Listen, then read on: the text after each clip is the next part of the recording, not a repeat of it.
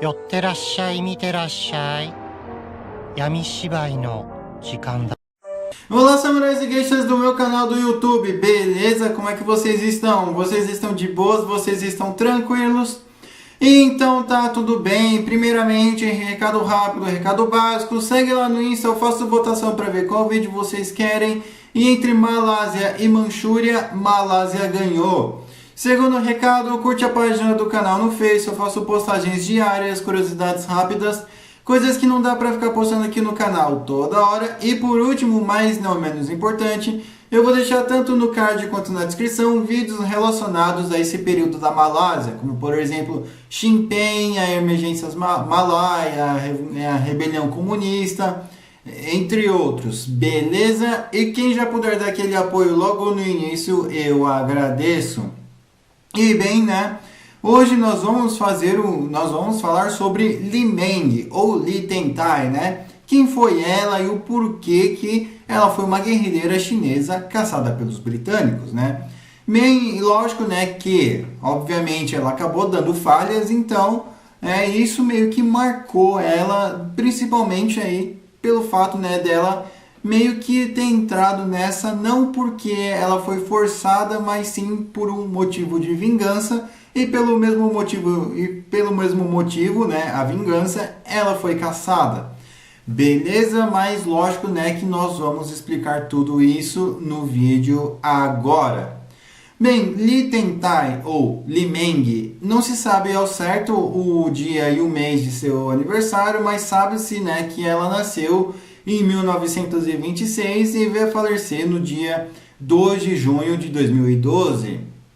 Li Tentai, ou Li Meng, ela nasceu em Cantão, na China, mas aos 5 anos de idade ela se mudou para a Malásia, mais precisamente para Ipoh, né, junto com sua família, e por lá ela ficou. Não se sabe, né, como foi a infância e o início da adolescência dela, porém sabe-se, né, que ela estava em uma escola de chinês, né, em uma escola, obviamente, né, de chinês para chinês, até que durante, né, os anos 40, quando o Japão invadiu lá, ainda estava tudo tranquilo.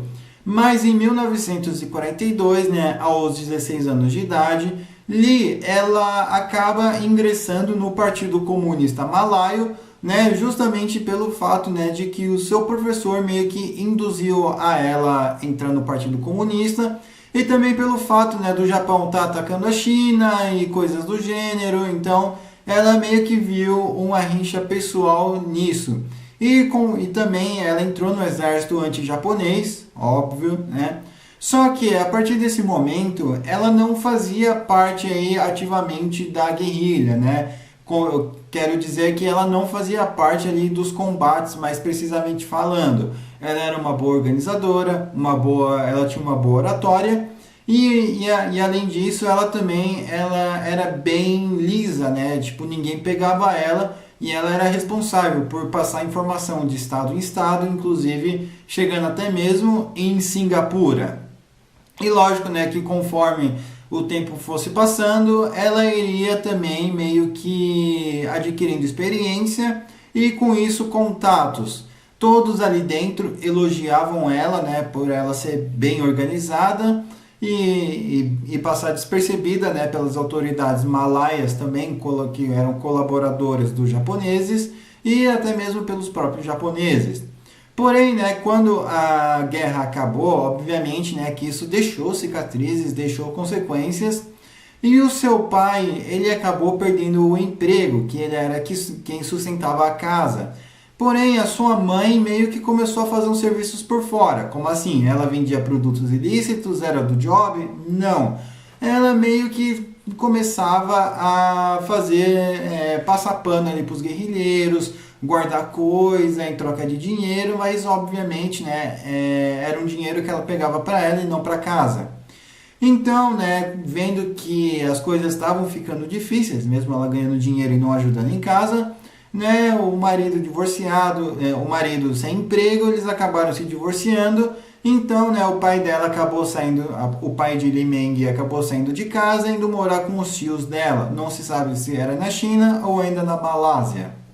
Mas A partir desse momento, né, a Li Meng passou a trabalhar numa escola chinesa em Perak, se eu não estou enganado, né, uma escola de idiomas, escola de chinês para chinês, então ela estava ali sustentando a casa e ainda ela fazia parte ali do Partido Comunista da Malásia. Já a sua mãe, né, ela estava começando não a participar, né, mas ser uma colaboradora ali dos guerrilheiros. E quando a emergência malaia acabou explodindo em 1948, as coisas começaram a ficar mais intensas. Em 1949, a mãe de Li Meng foi investigada. E em 1950, né, a mãe de Li Meng ela acabou indo presa e sendo deportada ali para a China. Afinal, ela não era malaia. Então, a Li Meng, como um motivo de vingança pelo fato, né, dos britânicos e malaios terem prendido sua mãe, aí sim ela começou a participar ativamente ali das atividades de guerrilha. E, né, ela foi se consolidando até que ela meio que ficou conhecida, né, por ser uma exímia atiradora, por ser uma pessoa bem organizada, continuar levando informação de um lugar para o outro. E além disso, ela era elogiada por todos, inclusive pelo próprio Xi Jinping. E também, né, uma das coisas que era a característica dela era o modus operandi, que era fazer as coisas com bomba, não com atentados, mas sim, tipo, ela tem uma missão, vai lá, granada na mão, joga e já era, entende? Então, né, ela meio que estava ali fazendo o seu papel, até que, se eu não estou enganado, em abril de 1951, Li Meng ela dá cabo de um detetive, né, britânico em Penang. Porém, né, a esposa desse detetive também trabalhava na polícia e para piorar a situação era um detetive britânico, né? Então as coisas já deu um peso a mais. Só que a sua esposa, né, a esposa desse detetive britânico, a Irene Lee, né, um monte de Lee aqui, não vamos confundir, ela não era só uma detetive, ela era uma detetive investigadora que trabalhava numa sede especial em Kuala Lumpur, ou seja, ela era ali do alto escalão e a partir do momento em que ela soube, né, da notícia em que o seu marido foi empacotado, ela jurou vingança e ela soube que foi pelos comunistas. A partir desse momento ela foi criando assim, né, pegando pesado ali na caça aos comunistas e todos os comunistas que ela pegava, ela mandava interrogar de uma forma não convencional, se é que vocês me entendem. Né? E o tempo vai, tempo vem, e vai reunindo informação aqui e ali. A polícia malaia e britânica estavam trabalhando em conjunto também com o exército, até que ela tem informação suficiente e eles atacam um acampamento comunista em Selangor. E curiosamente, né, esse acampamento comunista tinha um monte ali de documento, um monte de coisa, né, que era importante, inclusive até mesmo a ficha ali de saber quem exatamente, Li Tentai ou Li Meng. Então eles recolhem essas fichas, recolhem esses documentos e a partir daí, né, a Irene Lee, né, ela vai até Singapura, porque naquele momento a Malásia não era um lugar confiável, podia estar com espião, podia estar com um agente infiltrado. Então, Singapura, as coisas ali já estavam mais calmas, mais fácil de administrar e controlar. E a partir dali, ela vai observando ali as fichas e vai vendo, e até que ela chega na ficha de Li Tentai. Então ela vê o modus operandi da Li Tentai, ou Li Meng, então ela vê que o marido dela morreu meio que da forma ali do modus operandi. Então ela foi criando um perfil, né, foi traçando um perfil, até que em junho ainda de 1952, que eu esqueci de mencionar, que o ataque em Selangor, né, foi em fevereiro de 1952, então levou pouco tempo até Irene Lee descobrir, né, sobre Li Meng.